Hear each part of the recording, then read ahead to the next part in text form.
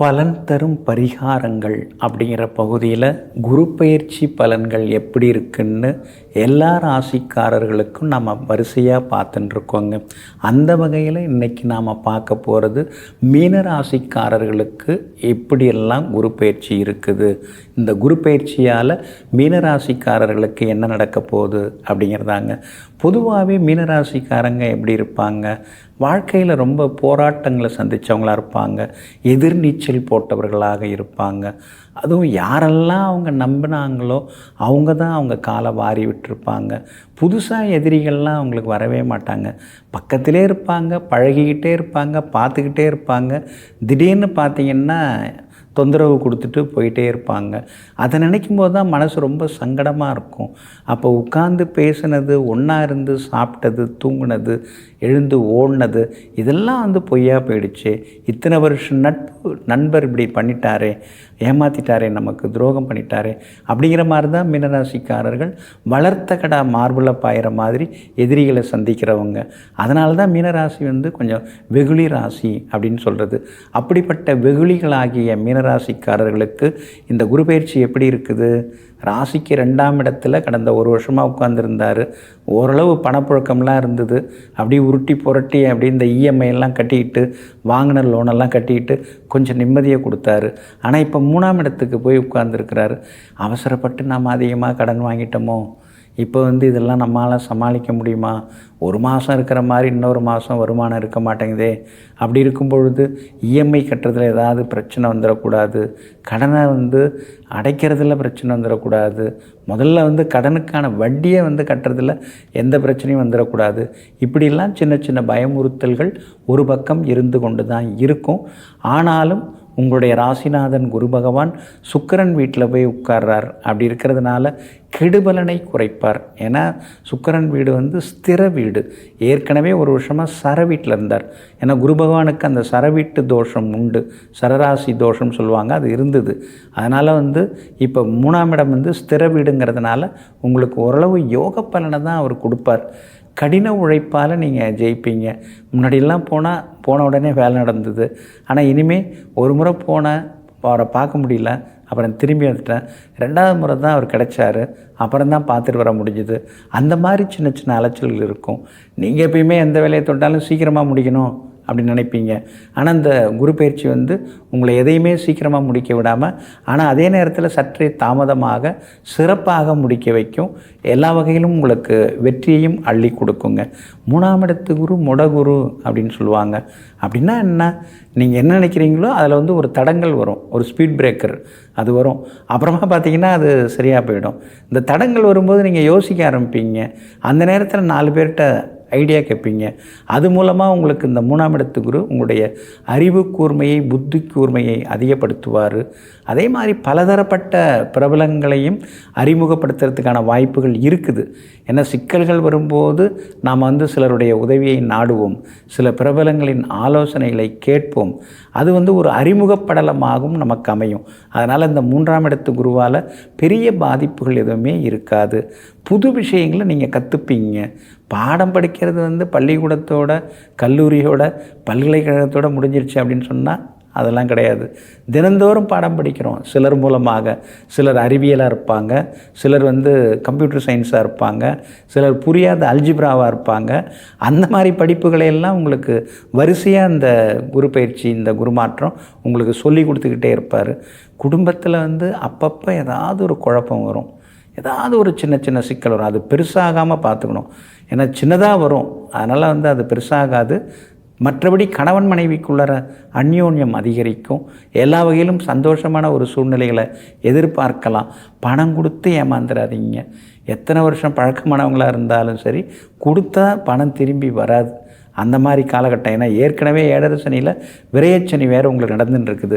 அப்படி இருக்கிறதுனால கொடுத்த பணம் திரும்பி வராது. அப்புறம் கொடுத்துட்டேன், ஏமாந்துட்டேன், எனக்கு 3ல் குரு இருந்தப்போ இந்த பிரச்சனைகள்லாம் அவர் ஏற்படுத்தினார் அப்படின்னு சொல்லிடாதீங்க. நீங்கள் அதை ஏற்படுத்திக்காமல் இருக்கிறது ரொம்ப நல்லது. நட்பு வட்டம் கொஞ்சம் பெருசாகும், நிறைய பேர் உங்களுக்கு அறிமுகமாகுவாங்க. அதே மாதிரி உணவு, நல்ல உணவு உங்களுக்கு இனிமேல் கிடைக்கும். ஏன்னா 3ஆம் இடத்துல குரு இருந்தாலே அது ஒரு போகஸ்தானம்ங்கிறதுனால உணவு நல்ல உணவு கிடைக்கும், ஆரோக்கியமாகவும் இருப்பீங்க, விலை உயர்ந்த ஆடை ஆபரணங்கள்லாம் வாங்குவீங்க.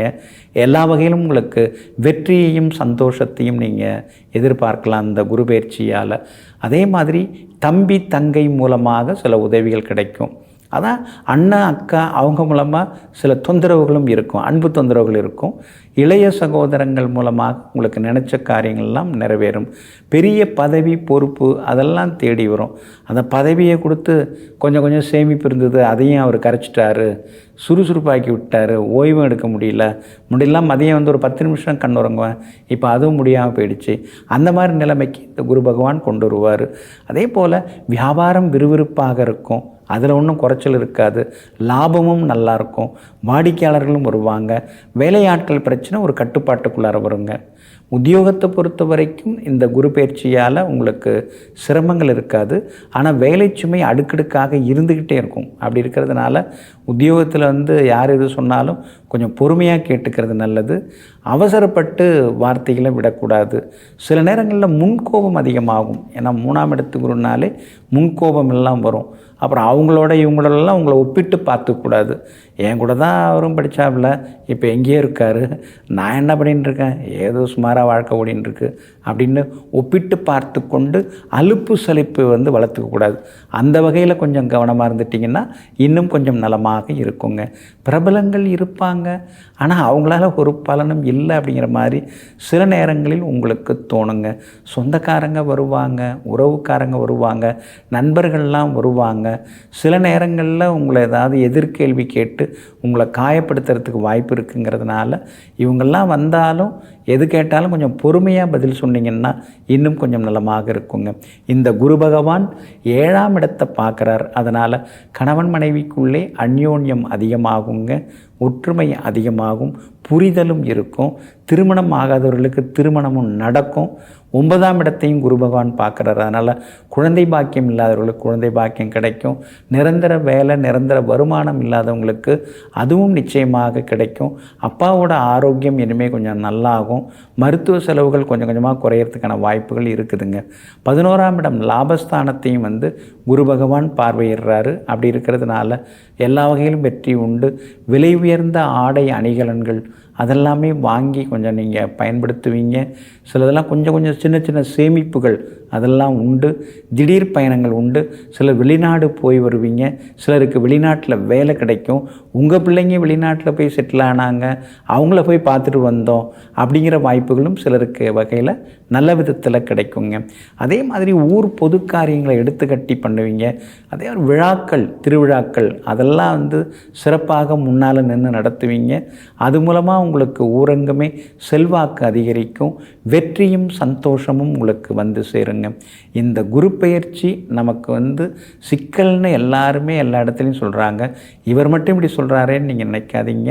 இந்த குரு பகவான் சாதகமான நட்சத்திரங்களில் உங்களுக்கு பயணம் செய்கிறார். அது ஒரு காரணம் நான் உங்களுக்கு ஃபேவராக சொல்கிறதுக்கு. ஏன்னா ரோகிணி நட்சத்திரத்தில் தான் அதிக நாட்கள், 200 நாட்கள் ரோகிணி நட்சத்திரத்தில் தான் போகிறார். சந்திரன் நட்சத்திரத்தில் தான் போகிறார். சந்திரன் உங்களுக்கு யார்? பூர்வ புண்ணியாதிபதி. அப்படி இருக்கும்போது பிள்ளைகளால் சந்தோஷம் இருக்குது, பிள்ளை பாக்கியம் எல்லாமே கிடைக்கும். அதுக்கு பிறகு அவர் வந்து மிருகசீரிஸில் போகிறாரு. அவர் வந்து உங்களுக்கு யோகாதிபதி. இப்படி யோகாதிபதியினுடைய நட்சத்திரங்களில் அதிக நாட்கள் இருக்கிறதுனால இந்த குரு பயிற்சி உங்களுக்கு அற்புதமாக இருக்குங்க. ஆனாலும் இந்த குரு பயிற்சி உங்களுக்கு தொந்தரவு தராமல் நல்லா இருக்கிறதுக்கு நீங்கள் போக வேண்டிய கோவில் கும்பகோணம் அருகே தாராசுரம் அப்படிங்கிற ஊர் இருக்குது. அங்கே வந்து ஸ்ரீ ஐராதீஸ்வரர் கோவில் ஆலயத்தில் வந்து ஸ்ரீ குரு தட்சிணாமூர்த்தி எழுந்தருளி இருக்கிறார். அவரை போய் நீங்கள் சேவிக்கிறது, தரிசனம் செய்கிறது ரொம்ப ரொம்ப நல்லது. ஏதாவது ஒரு வியாழக்கிழமை போகலாம், இல்லைன்னா செவ்வாய்க்கிழமை கூட போயிட்டு நீங்கள் அவரை வந்து வணங்கிட்டு வரலாங்க. அதே மாதிரி ஏழை பெண்ணின் திருமணத்துக்கு உதவலாம், இல்லை ஏழை மாணவனின் படிப்பு செலவு, அது கொஞ்சம் அவங்களோட ஃபீஸ் கட்டுறது, கட்டணம் கட்டுறது, அது மாதிரி கொஞ்சம் உதவுனீங்கன்னா நல்லா இருக்குங்க. அது மட்டும் இல்லாமல் பச்சை அரிசி அல்லது துணி தானமாக கொடுங்க. இந்த குரு பயிற்சி அருமையாக இருக்குங்க. நெஞ்சிற்கினியவர்களே, சோமவாரம் ஆகிய இன்றைய நாள் உங்களுக்கு எல்லாம் வல்ல சிவபெருமான் நந்தியம்பெருமானின் அருட்கடாட்சத்தால் வெற்றிகரமான திருநாளாக உங்களுக்கு அமையட்டும். மீண்டும் நாளை காலை சந்திப்போம். நன்றியுடன் உங்கள் ஜோதிட முனைவர் KP வித்யாதரன். வணக்கம்.